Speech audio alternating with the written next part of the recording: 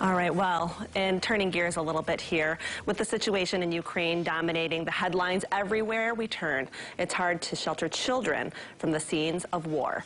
But as parents and caregivers, how do we talk to them about the situation and what they're seeing on TV? Today, we're talking with Stacey Crane, a counselor with Pine Rest, about this topic. Thank you so much for joining us today, Stacey. We know this is really important to talk about. Definitely is, and thank you so much for highlighting this as a mental health issue for all of us to address, and for my agency, specifically Pine Rest, that this is very important. Yeah, and so like we mentioned, we are seeing, all of the headlines with what's happening with Russia and Ukraine, and it's hard to not be concerned. It's hard to think about many other things when this is happening for adults. But when you bring children into the mix, that is an entirely different element. And so, let's talk about how war does affect children, even when they're just seeing it on television. Yes, so great question, Jordan. So while children are very resilient, we do know that war is actually considered a form of trauma. And so the definition of trauma, which we're really wanting to kind of demystify in modern times, is a source of stress about that which threatens or causes harm. Notice the word threaten, so it doesn't have to even actually be happening. If the brain perceives it as a threat, that can be a source of trauma. This ultimately overwhelms the child's natural ability to cope, and we also know that younger children are far more vulnerable. So we shouldn't shield our kids from this truth, but neither should we allow them to dwell on it or view the world as an evil, dangerous place. We want to help our children learn to live productively and happily in the world, imperfect as it may be. Yeah, and so when we think about the television being on, when dinner is on, or in the background when we're at home with our children, and we know that children, they all process this a little bit differently. So are there specific things that as parents and caregivers we should be watching for, some warning signs?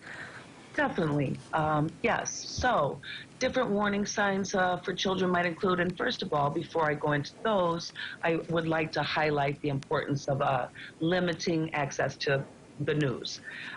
If it were a different kind of news, which was more informational, children actually thrive when they know what's going on and they have something to work with.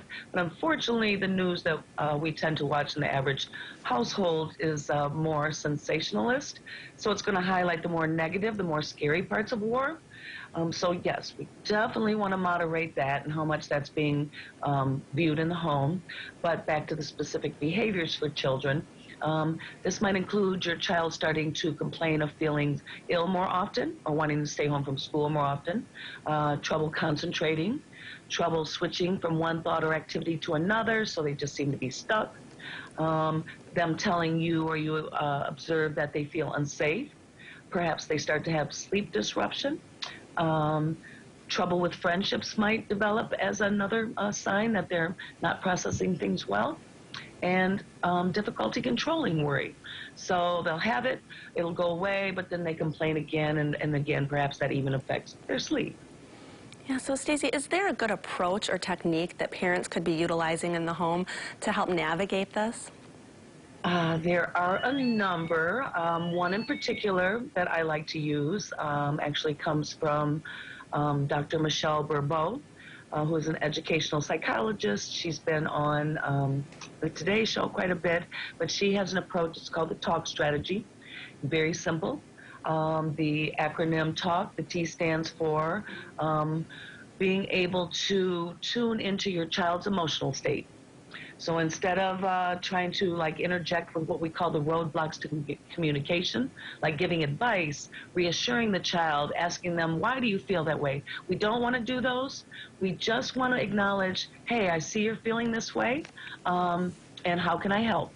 So tune into their emotional state and just let them process. The A would be assure.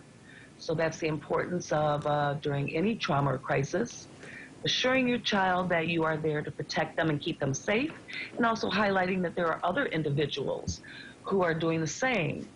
Might be a good time to help them explore what the country is doing military-wise, or human human agencies who like Greenpeace. So looking into who actually is there to help them, give them extra kisses and hugs, and help them to face the situation for what it is. The L in talk would be to listen. And again, try to refrain from those roadblocks. Very simply, let them talk and reflect back to them, I hear what you're saying. How can I help? Avoid from giving them a graphic dialogue. That's a little bit of overkill or TMI for children. Keep it simple. And then lastly, the K would be to kindle hope and doing something positive with your children. One of the best ways we know to reduce anxiety and hopelessness is to help children find proactive ways to allay their fears. It empowers them to realize they can make a difference in a world that might appear scary and unsafe. So encourage them to do things like draw, write, email to the military with an expression of thanks. Empower them. Yeah, empowerment is what a lot of this is about. And so, Stacey Crane, I want to say thank you so much. And one of the things I tell my daughter is, as Mr. Rogers said, look for the helpers, because there are always helpers out there. Definitely. And again, that's getting into the solution and not so much the problem. That's awesome.